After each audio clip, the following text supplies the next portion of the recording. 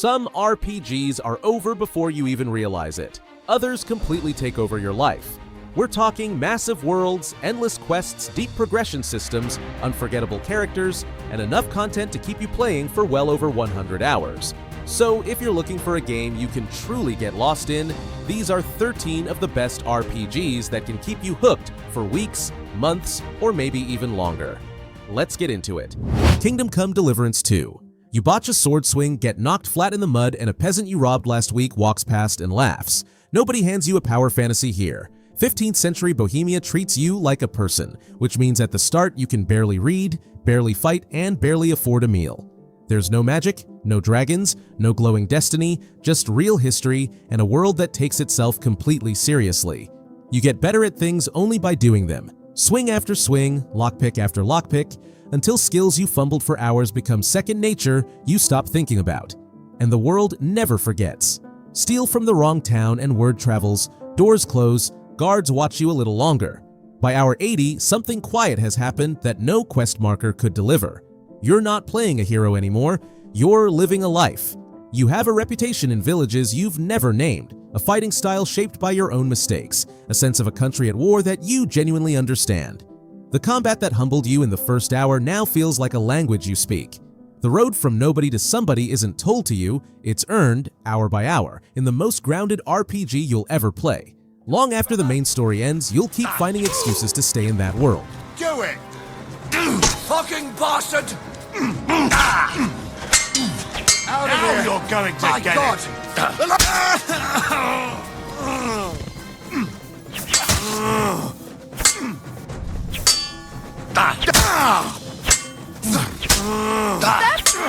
Get him! My God, what are you Don't doing? hurt him!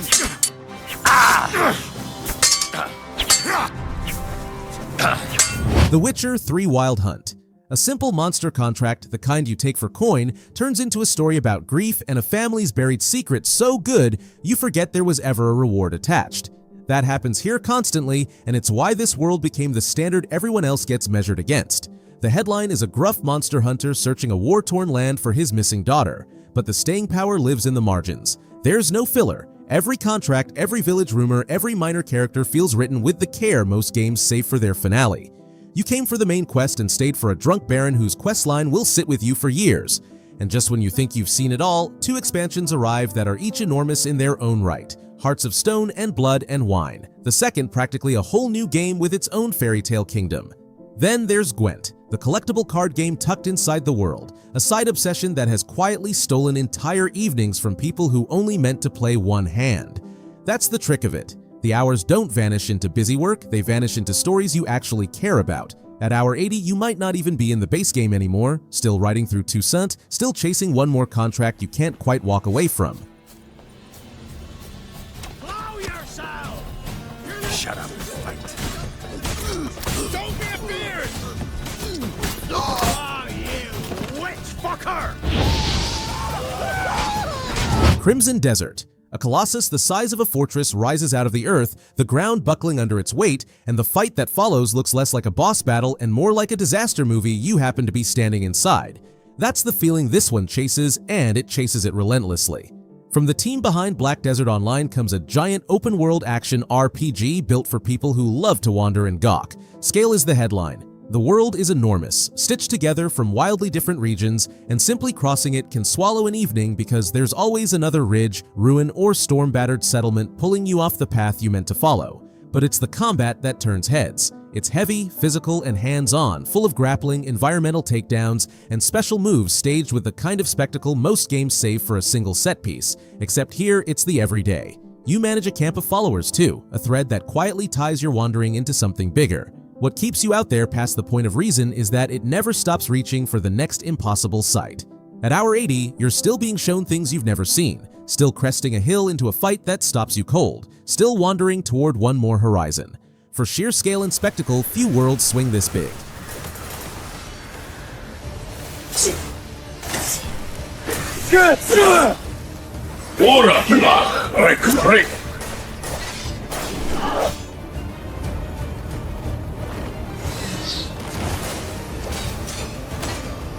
Elden Ring. You see a faint glow on a distant cliff, and 3 hours later you've forgotten where you were even heading.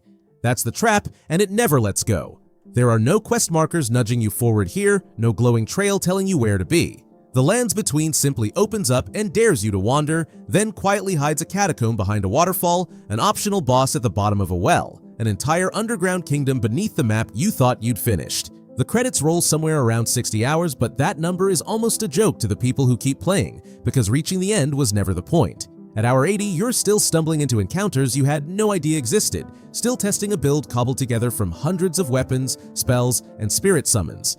And then Shadow of the Erdtree drops a second mountain of a world on top of everything, a full expansion that would be a complete game anywhere else.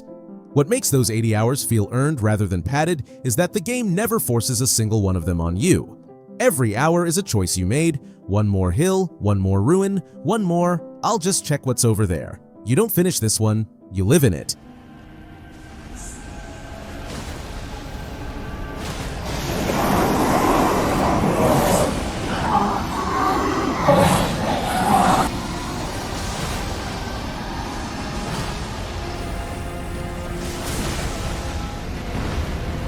Yakuza Like a Dragon. 1 minute you're weeping at a story about loyalty and betrayal that genuinely earns the tears.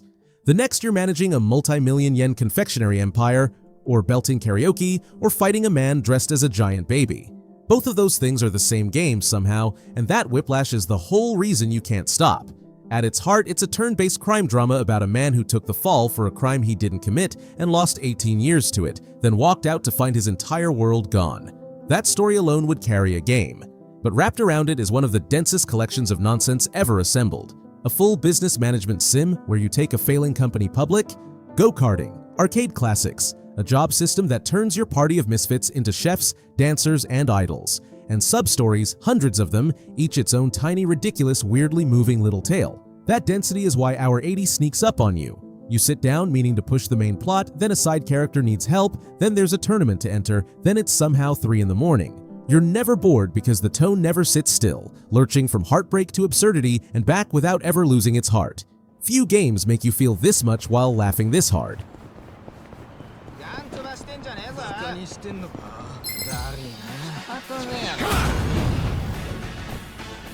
Yeah. I got this. Cool.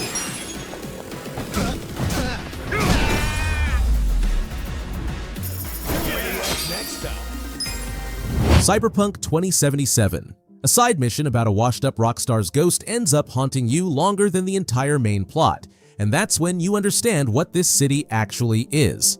Few games have a comeback story like this one, a launch so broken it became a punchline, then years of work that turned it into something people now adore, capped by the Phantom Liberty expansion. But the redemption arc isn't why you lose 100 hours. You lose them because Night City is one of the most lived-in places ever built, and its side stories cut deeper than most games' main events. A fixer's quiet job becomes a meditation on death.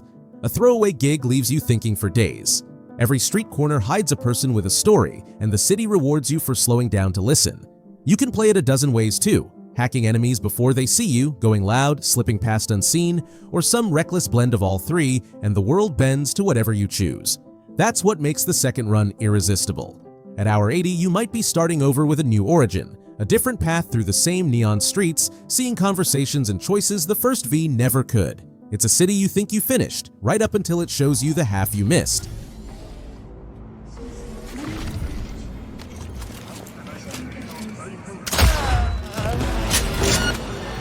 Get that dirty shit!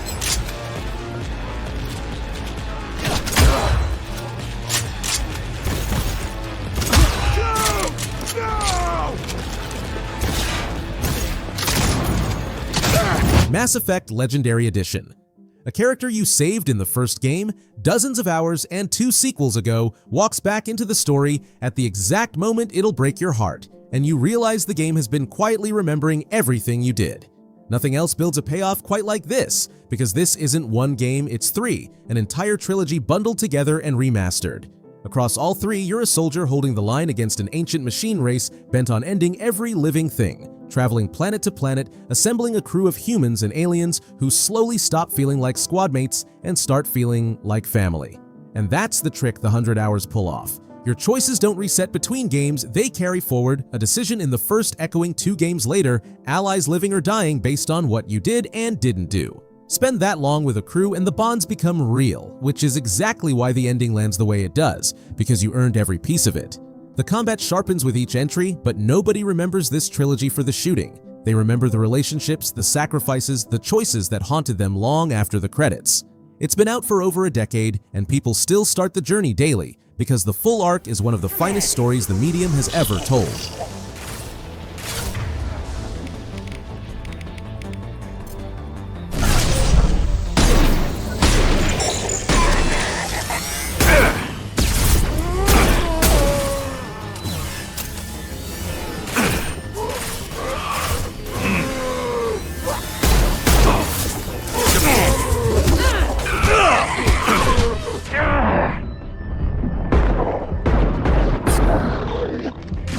Final Fantasy VII Rebirth. There's a moment when the world finally cracks open, the city falls behind you, and a vast green landscape rolls out in every direction with a familiar theme swelling underneath it.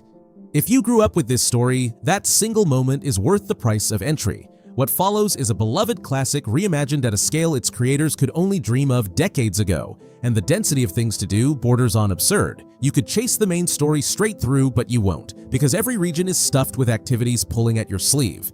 Combat is fast and built around a party, letting you chain synergy attacks that feel thrilling to pull off. There are creatures to catch, towers to climb, side stories to untangle, and minigames everywhere, including Queen's Blood, a card game so cleverly designed it could have shipped as its own release and easily eats 20 hours. Wrapped around all of it is an emotional story that hits harder if you know where it's heading, and a soundtrack that ranks with the finest ever composed.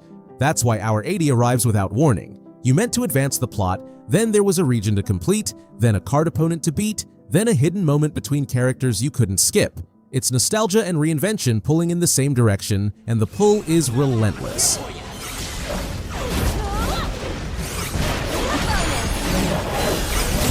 looks kinda shaky. I'd make in the dream world, am I right? Keep up, I'm in. Try using it. Yoo-hoo! Yeah, sorry about that. Divinity Original Sin 2. Your ally pours oil across the floor, you set it alight, the enemy mage panics and casts rain, and now the whole room is a steaming hazard you both have to outthink. This is combat as a chemistry set, and learning to abuse it is a 100-hour education on its own. Where some tactical RPGs let you brute force a fight, this one quietly insists you get clever. Every surface reacts, fire spreads, water conducts lightning, poison clouds ignite, blood freezes into ice you can slip an enemy onto. By Hour 80, you're not just winning battles, you're orchestrating them, turning the battlefield itself into your deadliest weapon before a single sword swings, and the world outside the fights is just as strange and deep. You can talk to ghosts, interrogate animals, and uncover secrets that reward genuine curiosity instead of map clearing. Then there's co-op, where the real chaos lives. Each player controls their own character with their own agenda, and the game cheerfully lets a friend betray you, lie to a quest giver behind your back, or vote against you in ways that change the story for everyone. It's a sandbox that punishes lazy play and rewards mastery like almost nothing else. The deeper you go, the more it opens up until you realize you're still discovering new tricks long after you thought you'd seen it all. The dust. It keep up the tears, oh. Make the hinges rust.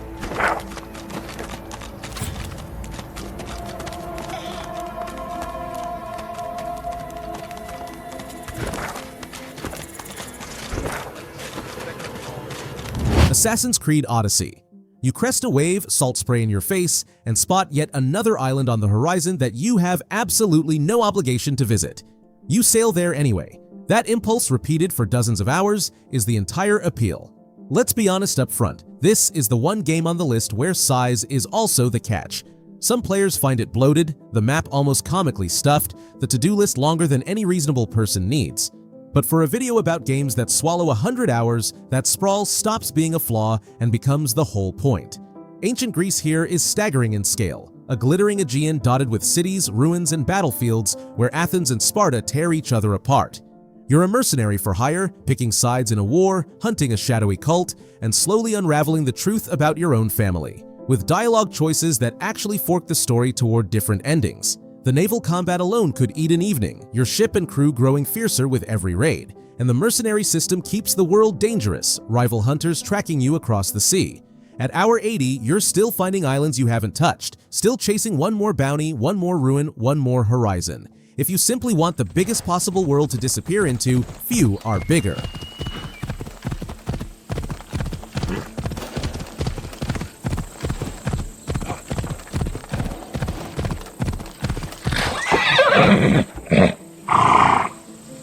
Μόνο όταν το επιχείρημα δομείται πιστικών, πότε δύναται να περνάνε.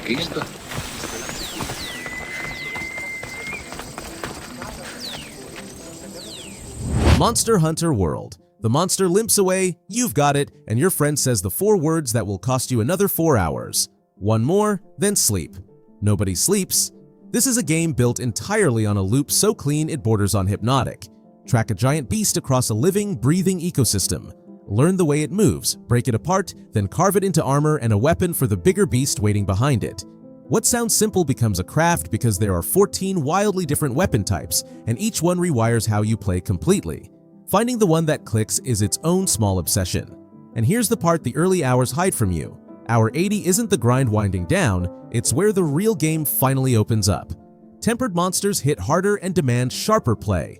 Builds stop being random and start being engineered, every decoration and skill chosen on purpose.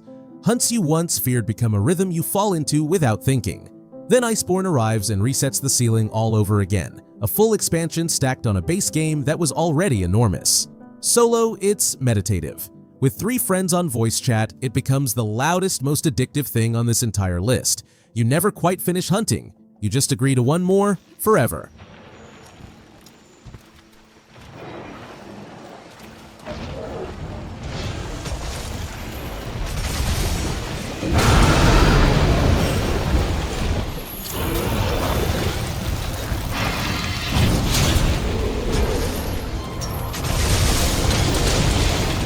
Dragon's Dogma 2. Mid-fight, a griffin you didn't even notice swoops down, snatches you in its talons, and carries you screaming into the sky while your companions sprint helplessly below. No quest designer scripted that, the game just let it happen. And that's the magic. This is a world where the systems collide on their own to create stories nothing could have written in advance. Night falls and it falls hard, the roads turning genuinely dangerous, monsters ambushing from the dark, a single torch between you and disaster. You're never alone out there, accompanied by pawns, customizable companions who fight at your side. And here's the clever part. Others are created by players around the world, wandering into your game carrying knowledge from adventures you'll never see. The combat invites experimentation in a way few games match. You can clamber up a cyclops and stab it in the eye, or swap between vocations. The sword and board fighter, the spell-slinging sorcerer, the gravity-warping mystic spearhand, each one rewriting how you fight from the ground up. That's what fuels Hour 80, the constant itch to try a new vocation, take a new path, see what unscripted chaos the world throws at you next. For sheer unpredictability, almost nothing else here generates the kind of only happened to me moments you'll be retelling for weeks. Every run becomes its own story.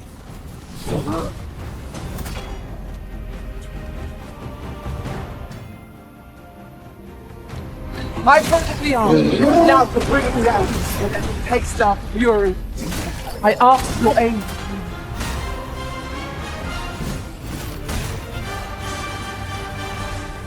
Baldur's Gate 3. You talk a god out of a fight, then realize you could have just thrown your sword at him instead, and somehow the game had a plan for that too.